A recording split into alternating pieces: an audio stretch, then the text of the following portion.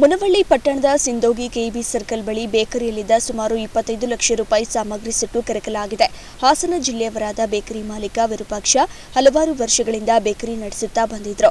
ಬೇಕರಿಯಲ್ಲಿ ಕೆಲಸ ಮಾಡುವ ವೇಳೆ ಇಂದು ಬೆಳ್ಳಂಬೆಳಗ್ಗೆ ಸ್ಫೋಟಗೊಂಡ ಸಿಲಿಂಡರ್, ಫ್ರಿಡ್ಜ್ ಸೇರಿ ಅನೇಕ ಸಾಮಗ್ರಿಗಳು ಸುಟ್ಟು ಕರಕಲಾಗಿವೆ. ಸ್ಥಳಕ್ಕೆ ದೌಡಾಯಿಸಿ ಬೆಂಕಿ ನಂದಿಸುವಲ್ಲಿ ಅಗ್ನಿಶಾಮಕ ಸಿಬ್ಬಂದಿಗಳು ಯಶಸ್ವಿಯಾಗಿದ್ದಾರೆ. ಸಿಲಿಂಡರ್ ಸ್ಫೋಟದಿಂದ ಭಾರೀ ಅನಾಹುತ ತಪ್ಪಿದೆ. ಇನ್ನು ಸ್ಥಳಕ್ಕೆ ಸವದತ್ತಿ ಪೊಲೀಸರು ಭೇಟಿ ನೀಡಿ ಪರಿಶೀಲನೆ ನಡೆಸಿ ಪೊಲೀಸ್ ಠಾಣಾ ವ್ಯಾಪ್ತಿಯಲ್ಲಿ ಘಟನೆ ನಡೆದಿದೆ.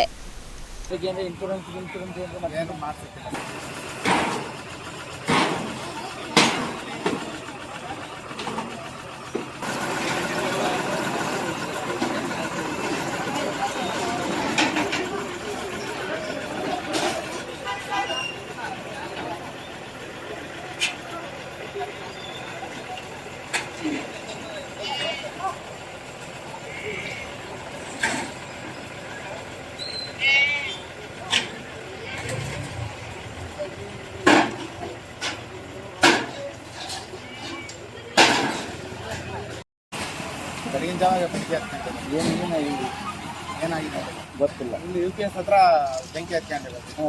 UPS ಹತ್ರ ಹತ್ಕೊಂಡು ಪೂರ್ತಿ ಎಲ್ಲ ನೀವು ನೋಡಿದ್ದು ನೋಡಿದಾಗೆಲ್ಲ 5:30 ಮೇಲೆ 5:30 ನಿಮ್ಗೆ ಯಾರು ಹೇಳಿದ್ರು ಅಂತ ಬಂದು ಇಲ್ಲಿ ಸ್ನೇಹಿತರು ಬಂದು ಹೇಳುವಾಗ ಎಷ್ಟು ಇದಾಗೈತಿ ಲಾಸ್ ಆಗೈತಿ? 25 ಕ್ಲಿಯರ್ ಆಗಿ ಏನೂ ಉಳಿದಿಲ್ಲ ಅದ್ರೊಳಗೆ ಏನು ಉಳಿದಿಲ್ಲ ಎಲ್ಲ ಎಷ್ಟು 25 ಲಕ್ಷ ಅಂತ 25 ಲಕ್ಷ ಪೂರ್ತಿ ಆಗಿತ್ತು. ಎಷ್ಟು ನಿಮ್ದು ಎಲ್ಲ ಪೂರ್ತಿ ಮತ್ತು ಅದಕ್ಕೆ ಏನು ಇನ್ಶೂರೆನ್ಸ್ ಏನು ಮಾಡ್ಸಿಲ್ಲ. ಏನೂ ಮಾಡಿಸಿಲ್ಲ.